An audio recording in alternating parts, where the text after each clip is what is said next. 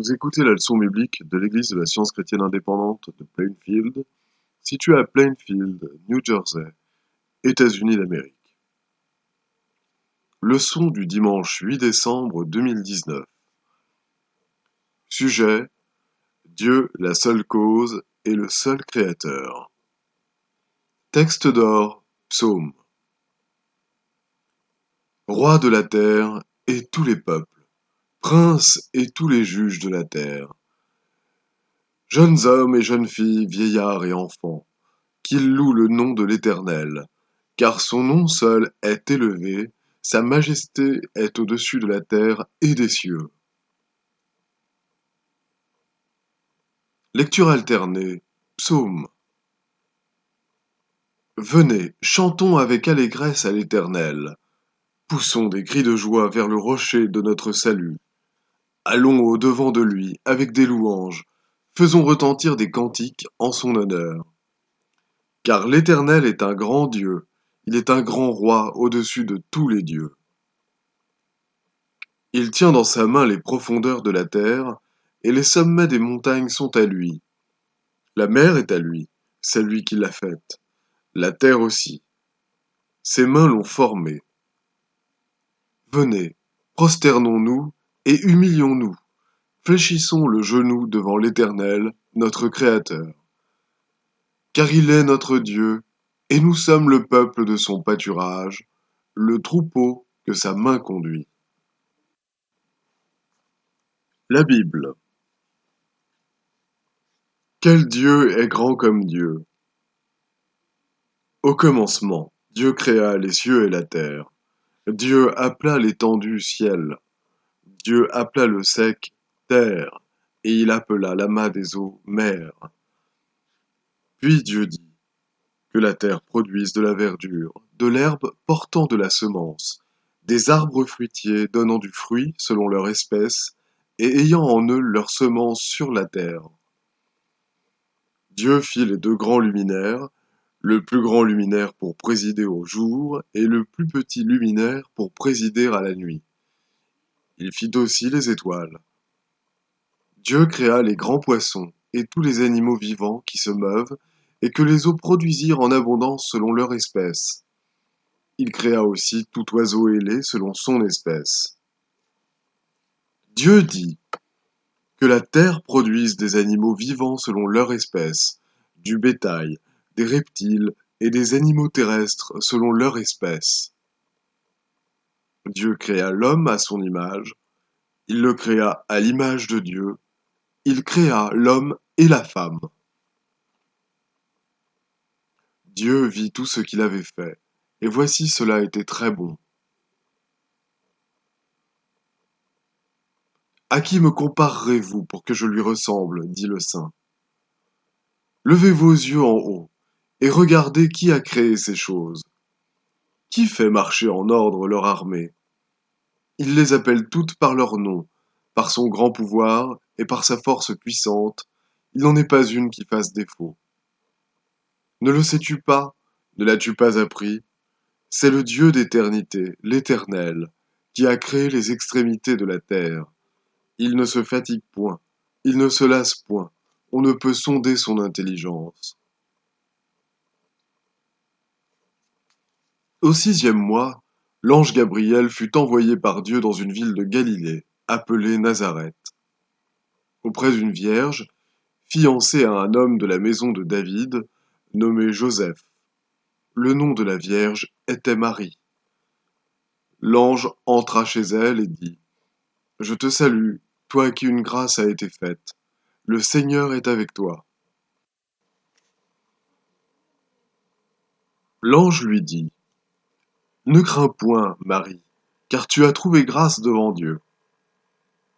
Et voici, tu deviendras enceinte, et tu enfanteras un fils, et tu lui donneras le nom de Jésus. Il sera grand, et sera appelé Fils du Très-Haut, et son règne n'aura point de fin. Marie dit à l'ange: Comment cela se fera-t-il, puisque je ne connais point d'homme? L'ange lui répondit: Le Saint-Esprit viendra sur toi, et la puissance du Très-Haut te couvrira de son ombre. C'est pourquoi le saint enfant qui naîtra de toi sera appelé Fils de Dieu. Et Marie dit, mon âme exalte le Seigneur, et mon esprit se réjouit en Dieu, mon Sauveur.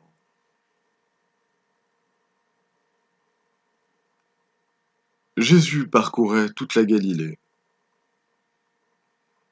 Comme Jésus approchait de Jéricho, un aveugle était assis au bord du chemin et mendiait. Entendant la foule passer, il demanda ce que c'était. On lui dit, c'est Jésus de Nazareth qui passe.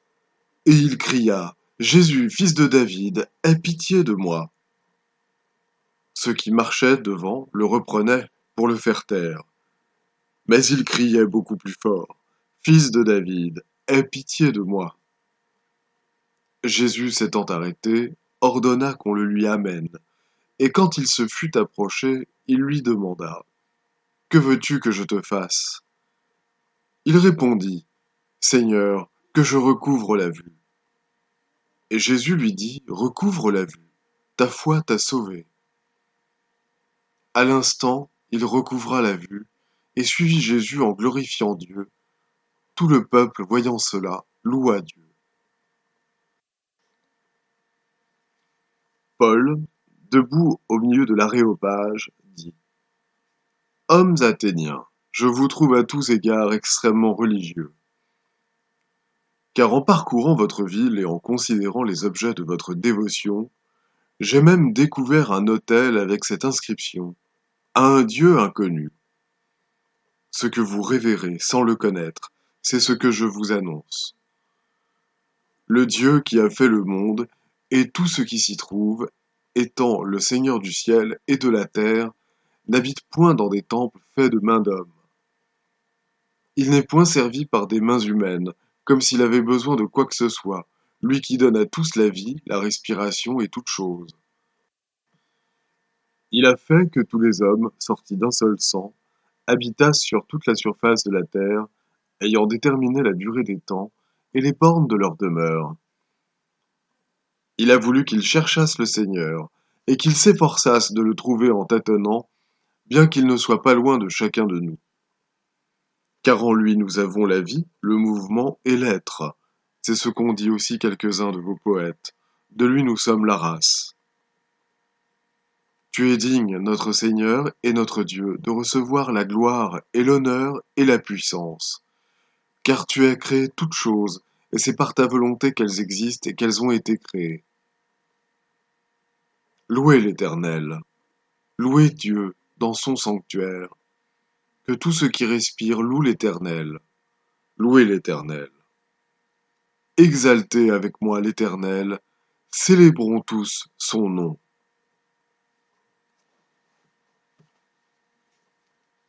Je vais maintenant lire les passages corrélatifs tirés du livre d'études de la science chrétienne, Science et santé, avec la clé des Écritures de Mary Baker Eddy.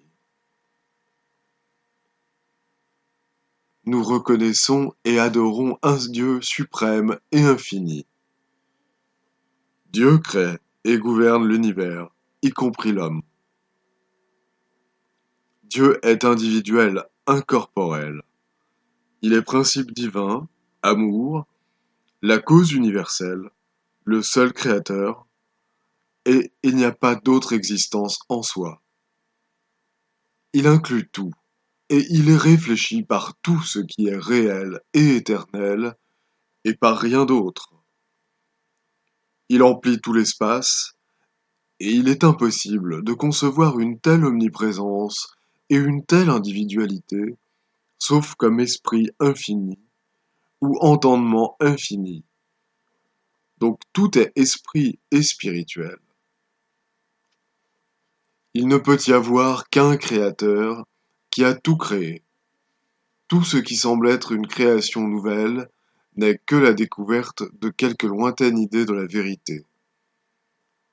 Ou bien c'est une nouvelle multiplication ou propre division de la pensée mortelle, comme lorsqu'un sens fini regarde de son cloître avec étonnement et s'efforce d'imiter l'infini.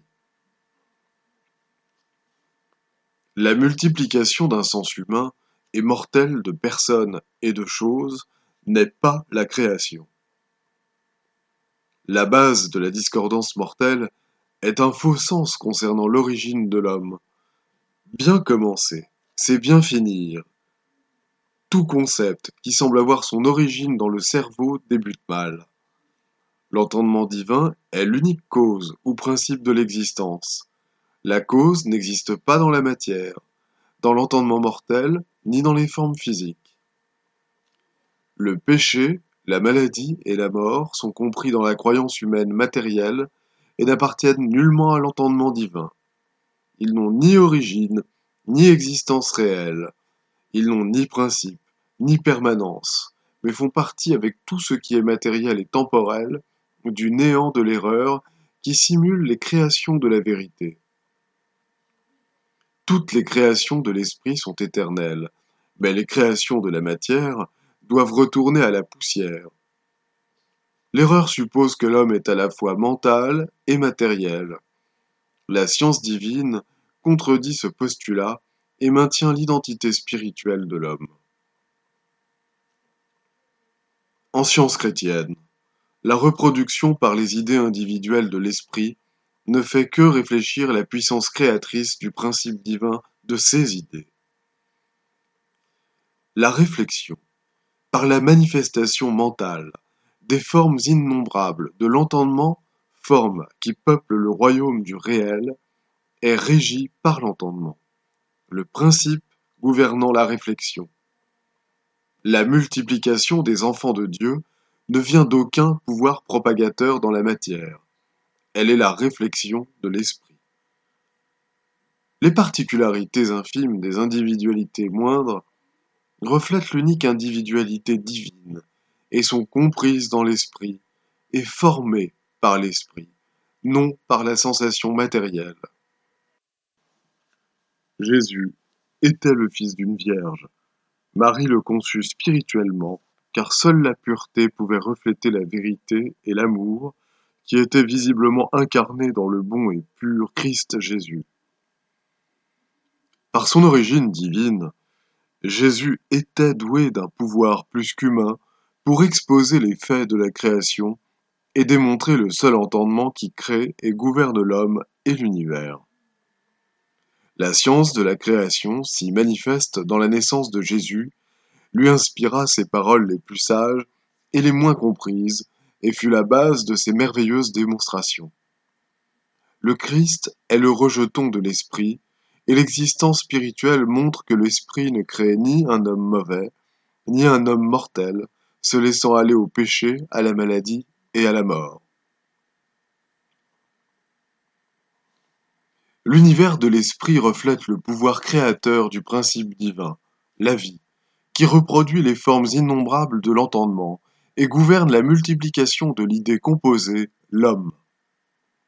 L'arbre et la plante ne donnent pas de fruits en vertu d'un pouvoir de propagation qui leur est propre, mais parce qu'ils reflètent l'entendement qui inclut tout. Un monde matériel implique un entendement mortel et l'homme en tant que créateur. La création divine scientifique proclame l'entendement immortel et l'univers créé par Dieu. L'entendement infini crée et gouverne tout, de la molécule mentale à l'infinité. Ce principe divin de tout exprime la science et l'art à travers toute sa création et l'immortalité de l'homme et de l'univers. La création se manifeste perpétuellement et doit toujours continuer à se manifester en raison de sa source inépuisable. Comprendre spirituellement qu'il y a un seul créateur, Dieu, cela explique toute la création, confirme les Écritures, apporte la douce assurance qu'il n'y a ni séparation ni douleur, et que l'homme est impérissable, parfait et éternel. La croyance a une base matérielle d'où peut se déduire toute rationalité, cède lentement à l'idée d'une base métaphysique et se détourne de la matière vers l'entendement comme cause de tout effet. La science chrétienne n'enlève rien à la perfection de Dieu, mais elle lui attribue toute la gloire. Il n'y a qu'une cause première, donc il ne peut y avoir d'effet d'aucune autre cause, et il ne peut y avoir de réalité en quoi que ce soit qui ne procède de cette grande et unique cause. Le péché, la maladie, les infirmités et la mort ne sont absolument pas du domaine de la science de l'être. Ce sont les erreurs qui présupposent l'absence de la vérité, de la vie ou de l'amour. L'entendement immortel est la seule cause. Par conséquent, la maladie n'est ni une cause, ni un effet. L'entendement est en toutes circonstances le Dieu éternel, le bien. Le péché, la maladie et la mort n'ont pas de fondement dans la vérité. Tout ce qui est fait est l'œuvre de Dieu, et tout est bon. Nous remettons cette brève et glorieuse histoire de la création spirituelle, telle qu'elle est rapportée dans le premier chapitre de la Genèse, entre les mains de Dieu, non de l'homme, à la garde de l'esprit, non de la matière, et nous reconnaissons joyeusement maintenant et à jamais la suprématie, l'omnipotence et l'omniprésence de Dieu. L'entendement est le grand créateur, et il ne peut y avoir de pouvoir sauf celui qui dérive de l'entendement. Si l'entendement était le premier chronologiquement, s'il est le premier potentiellement, et s'il doit être le premier éternellement, alors accordez à l'entendement la gloire, l'honneur, la domination et la puissance due éternellement à son saint nom.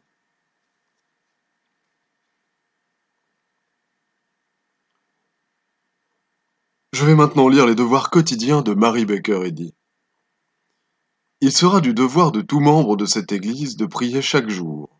Que ton règne vienne, que le règne de la vérité, de la vie et de l'amour divin soit établi en moi et élimine de moi tout péché. Et puisse ta parole enrichir les affections de toute l'humanité et la gouverner. Règles pour les mobiles et les actes. Ni l'animosité, ni un attachement purement personnel ne doivent déterminer les mobiles ou les actes des membres de l'Église mère.